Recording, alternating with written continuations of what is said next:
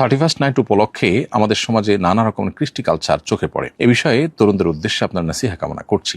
খুবই গুরুত্বপূর্ণ ইস্যু প্রিয় দর্শক। প্রথম কথা হলো যে 31st নাইট উপলক্ষে আনন্দ উৎসব বা হৈ হুল্লোড় করা, উৎসব মুখর পরিবেশে বছরের এই প্রথম ক্ষণটাকে ওয়েলকাম করা, স্বাগতম জানানো, এটি মূলত প্রকৃতি পূজারী বা প্যাগানদের থেকে এসেছে। একসময় প্রকৃতি পূজারীরা মনে করত যে বছরের প্রথম মুহূর্তকে, প্রথম ক্ষণকে আনন্দ উৎসব এবং হৈ হুল্লোড় করে কাটালে সারা বছর মানুষ ভালো থাকতে পারে, সুখে থাকতে পারে। সেই বিশ্বাস থেকে তারা এই কাজটি করত। দুঃখজনক বাস্তবতা হলো তথাকথিত আজকের বিজ্ঞান মনস্ক প্রজন্মের একটা উল্লেখযোগ্য অংশ সেই প্রকৃতি পূজারীদের কুসংস্কারাচ্ছন্ন বিশ্বাসকেই ধারণ করে আছে। কারণ একটি বছরের শুরুতে আনন্দ উৎসব বা হৈ হুল্লোড় করার আর কোনো যৌক্তিক গ্রাউন্ড নেই।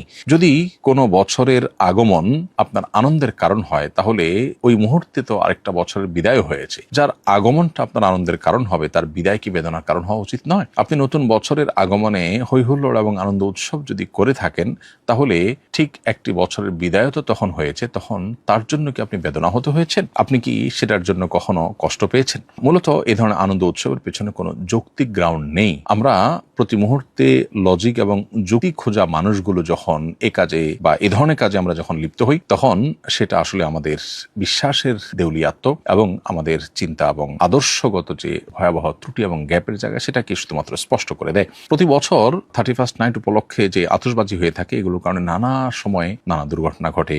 গেল কয়েক বছরের মধ্যে একটি শিশু, মায়ের করে একটা শিশু বিকট আওয়াজে মৃত্যু পর্যন্ত বরণ করেছে। প্রতি বছরই প্রায় পাখিদের চুরি করতে দেখা যায়, অনেক পাখি মারা যায়, তাদের জন্য আতঙ্কের একটা বিষয় পরিণত হয়। তো এই ধরনের বিষয় কোনো সভ্য সমাজে গ্রহণযোগ্য নয়। পৃথিবীর আজকে উন্নত দেশগুলো যেভাবে ঘটা করে এই দিনটিকে বা এই মুহূর্তটিকে তারা উদযাপন করছে, কোনো যৌক্তিক গ্রাউন্ড ছাড়া, আমার দেশে সেটা যেন কয়েক কাঠি অগ্রসর হয়ে এমনভাবে উদযাপন করা হচ্ছে, যার ফলে মানুষ তো মানুষ, পশু পাখিদেরও টিকে থাকা বেশ দুরূহ এবং কষ্টের বিষয় হয়। রাত 12টা 1 মিনিটে যখন বহু মানুষ শহরে গ্রামে ঘুমিয়ে আছে, সেই সময়ে বিকট আওয়াজে পটকা ফুটানো বা আপনার আতশবাজি করা, এটা কিভাবে গ্রহণযোগ্য হতে পারে বা কোন সেন্সে আমাদের তরুণদের একটা অংশ এটি করতে পারেন, সেটা আসলে বড় ধরনের প্রশ্নের বিষয়। আমি আশা করবো আমাদের তরুণরা এই প্রশ্নগুলো যদি বিবেকের কাছে রাখবেন, যে এ ধরনের উৎসব, যে উৎসব অনেকের ক্ষতির কারণ হতে পারে, অনেকের কষ্টের কারণ হতে পারে, প্রকৃতি এবং পরিবেশকে ক্ষতিগ্রস্ত করতে পারে, এবং যে ধরনের উৎসবের পেছনে কোনো যৌক্তিকতা নেই, কেন হাসছেন তার কোনো কারণ নেই, কিন্তু আপনি হাসছেন, এটা যেরকম হাস্যকর, এটা যেরকম অযৌক্তিক,